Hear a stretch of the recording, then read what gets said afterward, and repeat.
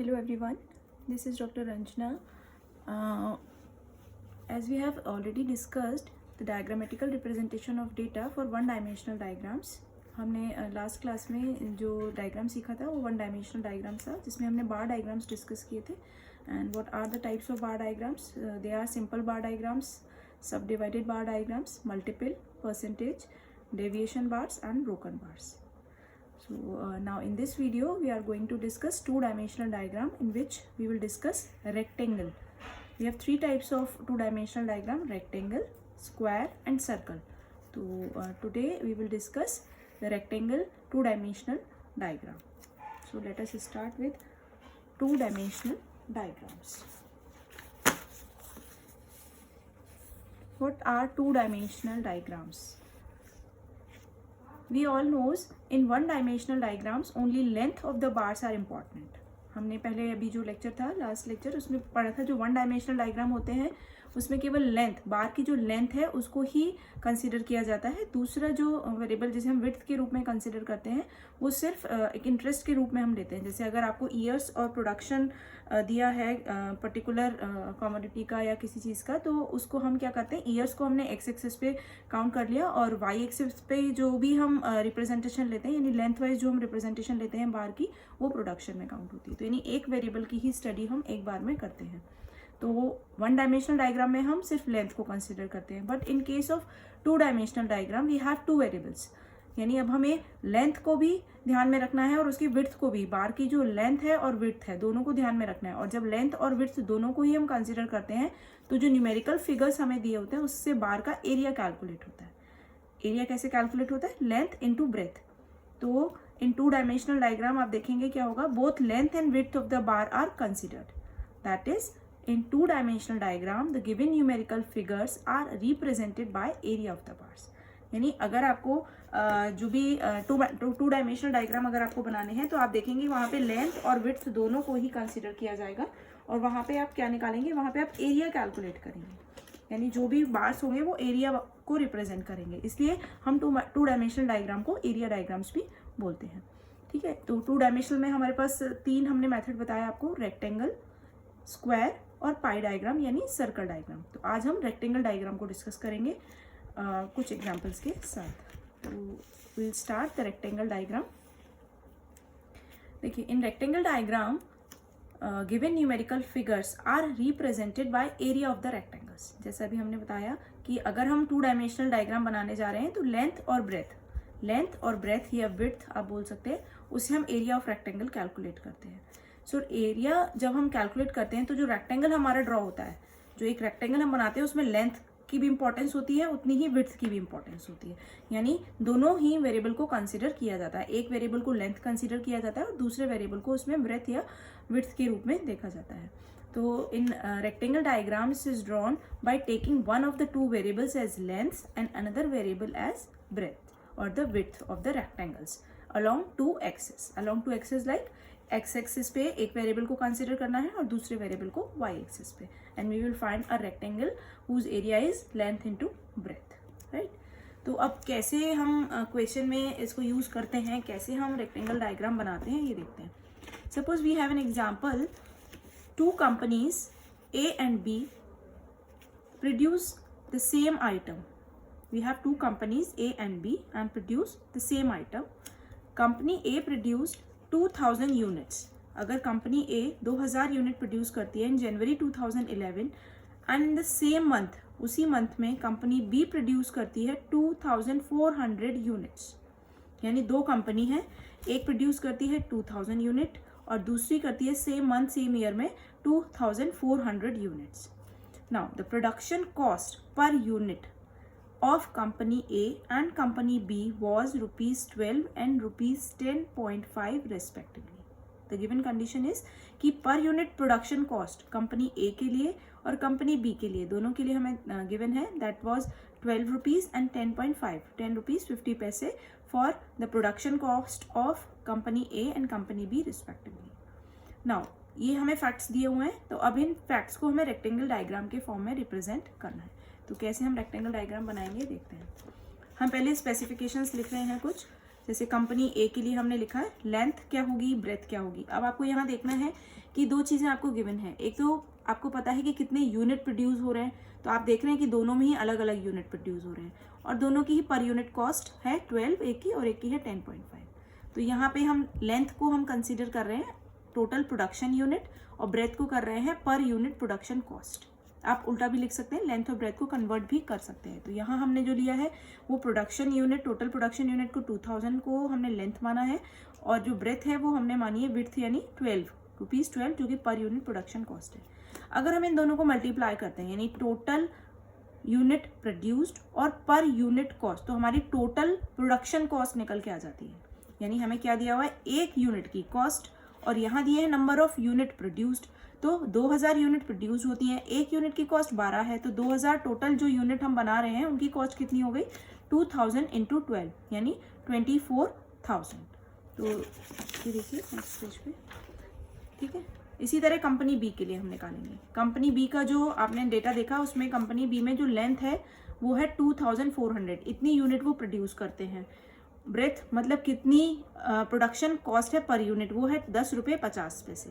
तो जो 10 रुपये 50 पैसे है अगर हम उसको मल्टीप्लाई करें टोटल यूनिट प्रोड्यूस्ड यानी 2400 में, तो you will find 25,200। This is the area of the rectangle and known as the total production cost. तो अब हमारे पास ये जो डेटा है उसको हम अपने रेक्टेंगुलर डायग्राम में शो करते हैं, ठीक है। तो कैसे हम उसको दिखाएंगे, यहाँ दोनों कंपनी का कंपैरिजन भी हो जाएगा। ये हमने एक्स एक्सिस और वाई एक्सिस ड्रॉ किया है। एक्स एक्सिस पे हमने लिए हैं जो विड्थ हमने यहाँ जो कंसीडर की है that is the per unit production cost, और यहाँ जो हमने लेंथ वाइज यूज किया है that is number of unit produced. तो नंबर ऑफ यूनिट प्रोड्यूस जो है वो हमारी है एक की है 2000 और दूसरी की है 2400। तो जो स्केल हम बनाएंगे वो हम 3000 तक हमने ले लिया, जैसे कि हमने 500 यूनिट का इंटरवल लेके स्केल को बनाया है। पहले हमने 0 लिया, सपोज 1 सेंटीमीटर पे आपने 500 लिया, फिर नेक्स्ट 1 सेंटीमीटर पे आपने 1000 ले लिया, फिर उसके नेक्स्ट पे आपने 1500, फिर 2000, 2500 एंड 3000। तो इस तरीके के आपका स्केल जो है वो मैक्सिमम वैल्यू 2400 है, तो हमने 3000 तक उसे ले लिया। अब आती है आपकी बारी कंपनी और कंपनी बी। तो यहाँ जो स्पेसिफिकेशन आपको लिखना है, यहाँ पे आपको जो भी बार्स मतलब जो भी रेक्टेंगल्स आप ड्रॉ करेंगे उसमें आपको यहाँ कंपनी ए और कंपनी बी आपको लिखना पड़ेगा। और दूसरा आपको यहाँ पे क्या करना होगा कि जितने भी यूनिट कॉस्ट है आपकी 12 और 10.5 वो इंडिकेट करनी है आपको। और यहाँ पे आपको जो रेक्टेंगल बनाना है वो कितनी हाइट के बनाने, पहला बनेगा 2000 हाइट पे और दूसरा बनेगा 2400 हाइट पे, क्योंकि टोटल प्रोडक्शन जो यूनिट है ए की है 2000 और बी की है 2400। तो आप देखिए मैंने 2000 पे यहाँ पे एक मार्क लगाया है और एक रेक्टेंगल बनाया है। रेक्टेंगल जो आप बनाएंगे वो आप ध्यान रखें, जैसे ये 12 हमने लिखा है ₹12, तो इसको हम जैसे ₹12 इज मोर देन द 10.5, तो इसको थोड़ा सा हम विड्थ में कम दिखाएंगे और इसको विड्थ में थोड़ा सा ज़्यादा दिखाएंगे, जिससे आप ये दिखा सकें कि इसकी जो production cost per unit production cost है वो ज़्यादा है और इसकी थोड़ी सी कम है। और यहाँ तो आपको पता ही चल रहा है कि ये कितनी यूनिट प्रोड्यूस कर रहा है 2000 and this is much then 2000 यानी 2400। And this area represent what? This area represent the total production cost for all the units। ठीक है, यहाँ पे हमने शेड कर दिया दोनों को, ब्लू शेड किया है कंपनी ए के लिए, पिंक शेड किया है कंपनी बी के लिए। And the heading is rectangle diagram showing total cost for the company A and B. Total production cost आप लिख सकते हैं। These rectangles diagram showing total production cost for the company A and company B. ये आपकी total production cost आपको दे रखी है, company ए company B, ये है यूनिट कॉस्ट। तो इस तरीके से आप एक तो डायग्राम बना सकते हैं। दूसरा एक एग्जांपल हम और आपको बताएंगे, ये थोड़ा सा डिफरेंट है इससे बट बनेगा वैसे ही। पहले हम एग्जांपल समझते हैं थोड़ा सा। Represent the following data on the cost of 2 commodities by a rectangular diagram. हमें एक रेक्टेंगुलर डायग्राम बनाना है, कुछ कॉस्ट स्पेसिफिकेशन दिए हैं 2 कमोडिटीज के लिए। तो डिटेल्स कमोडिटी ए और कमोडिटी बी। तो यहाँ कमोडिटी ए और ये कमोडिटी बी के कुछ डिटेल्स दिए हैं। अब देखते हैं डिटेल्स क्या क्या है। The first detail is price per unit. Commodity A की 1 यूनिट बनाने का जो प्राइस है वो है ₹4 और कमोडिटी बी का है ₹5। कितनी क्वांटिटी आपने सोल्ड की, क्वांटिटी सोल्ड जितनी यूनिट सोल्ड हुई 40 यूनिट और 30 यूनिट। कमोडिटी ए के लिए 40, इसके लिए 30। Cost of raw material used, इसमें 52 रुपीज़ लगे हैं, इसमें ₹50। अदर एक्सपेंसेस प्रोडक्शन में और भी अगर कोई एक्सपेंस हुआ है that is 64 rupees and 60 rupees. और लास्ट में हमने निकाला है कुछ प्रॉफिट हमें दे रखा है, कंपनी कमोडिटी ए को कितना प्रॉफिट हुआ है ₹44 और कमोडिटी बी के लिए कितना प्रॉफिट है ₹40। तो अब ये जो पूरा डेटा है उसको रेक्टेंगुलर डायग्राम में आपको रिप्रेजेंट करना है। तो रेक्टेंगुलर डायग्राम में अब आपको कैसे करना है, आपको देखिए एक यूनिट की प्राइस दे रखी है, कितनी यूनिट बेची वो दे रखी है, और दीज आर द कॉस्ट, ये जो एक्सपेंसेस, ये दोनों जो है वो एक्सपेंसेस हैं और ये प्रॉफिट है आपका। ठीक है, तो इनको हम किस तरीके से रेक्टेंगुलर डायग्राम में रिप्रेजेंट करेंगे ये हम देखते हैं। देखिए वी हैव, सबसे पहले हम एक टेबल बनाएंगे, कमोडिटी ए कमोडिटी बी, ये बीच में आपने ब्रेक कर दिया इधर, ये तीनों आपके जो भी स्पेसिफिकेशन है, cost of raw material, other expenses and profit, ये हमने यहाँ लिखा। अच्छा, बाकी बचा आपका क्वांटिटी सोल्ड, वो हमने साथ में यहाँ लिखी है। देखिए कमोडिटी ए के साथ हमने 40 यूनिट लिखा है, कमोडिटी बी के साथ हमने 30 लिखा है। ठीक है, और यहाँ हमने जो कॉस्ट हमें दे रखी थी वो नोट कर ली है। अब ये क्या हमने निकाला है, जैसे अभी हमने पीछे हमें पर यूनिट कॉस्ट हमें दे रखी थी, लेकिन अभी हमें यहाँ कॉस्ट नहीं दे रखी, पर यूनिट कॉस्ट नहीं दे रखी है। अगर हम रॉ मटेरियल जो भी हम यूज़ कर रहे हैं हमें टोटल कॉस्ट दे रखी है 52, बट हमें ये पता है कि कमोडिटी ए के कितने आइटम सोल्ड हुए हैं। ठीक है, तो 40 आइटम सोल्ड हुए हैं, और 40 आइटम जब सोल्ड होते हैं तो जो उनकी कॉस्ट है, जो उनको बनाते हैं उन यूनिट्स को, तो उसकी कॉस्ट आती है रॉ मटेरियल के लिए 52। तो पर यूनिट कॉस्ट कितनी हुई ये निकालने के लिए हम 40 से नंबर ऑफ आइटम से डिवाइड कर देंगे। तो 52 divided by 40, this is the per unit cost ₹1.3। Other expenses 64, तो पर यूनिट कॉस्ट कैसे निकलेगा, 64 डिवाइडेड बाई 40, तो you will find 1.6। Next 44 is the profit, तो पर यूनिट पे आपको कितना प्रॉफिट हुआ, 44 divided by 40 is equal to 1.1 rupees. So these are the cost per unit and these are the total cost and these are the number of units sold. Same for commodity B. Commodity B के लिए भी हमें यही करना है। These are the cost, total cost, ये profit, और यहाँ हम निकाल रहे हैं cost per unit। तो cost per unit निकालने के लिए raw material के लिए 50 divided by 30 because in the commodity B we have sold 30 unit. तो 50 divided by 30 is equal to 1.6, 60 divided by 32, 40 divided by 30 is 1.4, this is which is the profit of the commodity B. Clear. तो सबसे पहले solution के लिए आपको ये table बनानी है, और इस टेबल की हेल्प से अब आपको क्या बनाना है, अब आपको अपना रेक्टेंगुलर डायग्राम बनाना है। तो देखिए कैसे रेक्टेंगुलर डायग्राम हमने बनाया है, ये आपको दिख रहा होगा रेक्टेंगुलर डायग्राम है, लेकिन ये कुछ सब डिवाइडेड बार डायग्राम की तरह आपको दिख रहा है। सब डिवाइडेड बार डायग्राम, क्योंकि सब डिवाइडेड इसलिए है क्योंकि यहाँ पे हमारे पास कंपोनेंट्स दिए हुए हैं, इन कंपोनेंट्स को हमें दिखाना है। तो इन कंपोनेंट्स को हम कैसे दिखाएंगे, अब ये 2 डायमेंशनल क्यों है, क्योंकि यहाँ पर जो नंबर ऑफ यूनिट्स हैं वो डिफर हैं। पहली कमोडिटी के लिए 40 हैं और दूसरी के लिए 30 हैं, तो उसका रेशियो हमें देखना पड़ेगा कि किस रेशियो में आपका यूनिट्स हैं और किस रेशियो में उनकी कॉस्ट और उनके प्रॉफिट हैं। इसलिए इसे रेक्टेंगुलर डायग्राम भी कहा जाता है। जब आपने बार डायग्राम्स बनाए थे उसमें एक पर्टिकुलर ईयर होता है कि 2000 to 2001, 2001 to 2002, तो फॉर पर्टिकुलर ईयर हम उसको बार्स को रिप्रेजेंट करते हैं, चाहे वो सिंपल बार हो या सब डिवाइडेड हो। लेकिन in case of rectangular diagram there is a difference कि 40 यूनिट है या 30 यूनिट है। तो जब 40 यूनिट होंगी तो ये जो वैल्यूज आपने निकाली है वो 40 यूनिट के अकॉर्डिंग निकालनी है पर यूनिट कॉस्ट, और 30 यूनिट के लिए आपने जो निकाला है वो फिर पर यूनिट कॉस्ट अलग आएगा। ठीक है, तो इस तरीके से हमें अब सब डिवाइडेड बार डायग्राम इसमें ड्रॉ करना है जो कि रेक्टेंगुलर शेप में है, मतलब इन्हें रेक्टेंगुलर बोलेंगे क्योंकि दिस इज द एरिया। ठीक है, अब देखिए कैसे बनाना है। सबसे पहले हमने यहाँ पे लिखा है नंबर ऑफ यूनिट प्रोड्यूस्ड, और यहाँ लिखा है कॉस्ट और द प्रॉफिट, दोनों चीज़ें हैं, प्रॉफिट भी है और कॉस्ट भी है। ठीक है, तो अब आप यहाँ पे सबसे बड़ी बात, आप सबसे पहले ये देख लीजिए आपके डेटा में जो आपको मैक्सिमम कॉस्ट या प्रॉफिट रखना है वो कितना रखना है। तो आपका जो प्रॉफिट हुआ है वो हुआ है 1.1। ठीक है, उसके बाद उसमें एक्सपेंसेस आपको जोड़ने हैं, उसके बाद कॉस्ट जोड़नी है। तो ये सारी चीज़ें जब आप उसको स्पेसिफाई करेंगे तो आपका ये इस तरीके से आपका डायग्राम बनेगा। तो हमेशा याद रखिए जब भी जब प्रॉफिट और लॉस आपको दिया हो उसी को सबसे पहले इंडिकेट करते हैं, यानी स्टार्टिंग कहाँ से करते हैं, प्रॉफिट या लॉस से। अगर प्रॉफिट है तो ऊपर बनाएंगे, लॉस है तो उसे नीचे से स्टार्ट करेंगे, नीचे मतलब below x axis, below x axis. लेकिन यहाँ हमें प्रॉफिट दिया है तो अबव एक्स एक्सिस। तो अब देखिए कमोडिटी ए के लिए हम बनाने जा रहे हैं। कमोडिटी ए के लिए आपको जो वैल्यू दी है वो है प्रॉफिट की 1.1, नीचे से स्टार्ट कर रहे हैं, प्रॉफिट 1.1। तो आपने क्या किया, ये 1 है, ये हमने 1 2 3 4 5 इस तरीके से लिया हुआ है, तो 1.1 आपका ये बन गया। 1.1 मतलब 1 से थोड़ा सा ऊपर आप लेके जाइएगा तो ये 1.1 हो गया। दूसरा अदर एक्सपेंसेस, उसके ऊपर आपको बनाना है 1.6, तो 1.6 जो हाइट है वो ये है, ठीक है। तो 1.6 आपको जो हाइट लेनी है, ये यहाँ पे थोड़ा सा रॉन्ग हो गया, ये 1.6 है, 1.6, ठीक है। तो ये जो 1.6 है वो ये यहाँ से यहाँ तक हाइट है, लेकिन अगर आपको अब ये पता करना है कि कहाँ तक ये बार जाएगा तो उसमें 1.1 आप ऐड कर दीजिए, तो 1.1 प्लस 1.6 यानी 2.7, तो 2.7 पे आप मार्क लगा दीजिए, तो ये जो बार बन गया वो 1.6 का हो गया, ठीक है। बच्चे हमेशा गलती क्या करते हैं कि ये 1.1 बना दिया और फिर नीचे से ही 1.6 ले लिया, तो 1.6 तो यहीं पे आ जाएगा, 1.5 1.6 ये बार बना देते हैं ऐसे करके, ये गलत हो गया, क्योंकि ये हाइट 1.6 नहीं होगी, हमें ये पूरी हाइट जो है वो 1.6 लेनी है। एक रेक्टेंगुलर की जो हाइट है, एक रेक्टेंगल की जो हाइट है वो 1.6 होनी चाहिए, तो वो तभी होगी जब आप उसे यहाँ से यहाँ तक काउंट करें, ठीक है। लेकिन आपको मार्क कहाँ लगाना है वो आप टोटल करके देखिए, 1.1 प्लस 1.6 2.7, तो 2.7 आएगा आपका यहाँ, तो ये जो बार बनेगा वो 1.6 का होगा, ठीक है।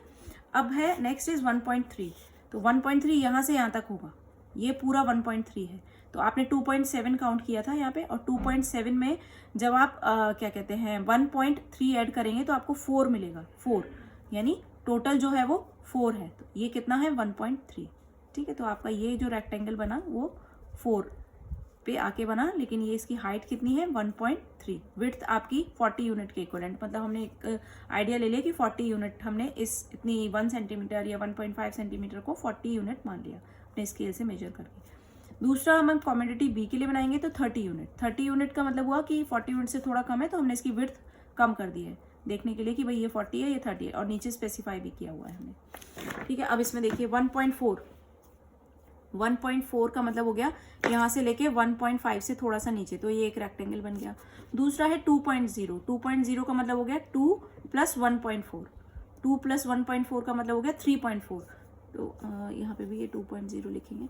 हाँ, अब 2 का ये बार है, 2 हाइट कितनी होनी चाहिए 2, लेकिन अब हमें मार्क किधर लगाना है ये वाला, तो ये देखने के लिए हमने क्या किया, इसे 1.4 ऐड किया तो टोटल आया 3.4, तो यहाँ से काउंट करते हुए 3.4 पे हमें मार्क लगाना है, ये 3.4 पे हमने मार्क लगा दिया, तो ये जो रेक्टेंगल बनेगा दिस इज ऑफ 2 हाइट, ठीक है। उसके बाद है 1.6, तो 1.6 का मतलब हो गया ये है 1.6, ये वाली हाइट है 1.6, यानी आपने इधर कैलकुलेट किया था 2 प्लस 1.4, ये आया था 3.4, और 3.4 प्लस 1.6 इज 5, तो आप 5 पे टिक करेंगे, आपने यहाँ 5 पे एक टिक मार्क लगाया और एक ये ब्लॉक ड्रॉ कर दिया, तो ये हाइट हो गई 1.6, ये 1.4, ये 2 और ये 1.6, and total is 5 and this total is 4, ठीक है। यानी टोटल जो यूनिट कॉस्ट है प्रॉफिट के साथ वो आपकी आ गई 4 और ये आ गई 5, ठीक है। तो कहने का मतलब ये है कि आपने जो रेक्टेंगल डायग्राम बनाया है वो सब डिवाइडेड फॉर्म में है। अभी जो इससे पहले एग्जांपल हमने किया था उसमें सिंगल, आपने सिंपल जैसे बार डायग्राम बनाते हैं उसी तरीके से सिंपल रेक्टेंगुलर डायग्राम बनाया था।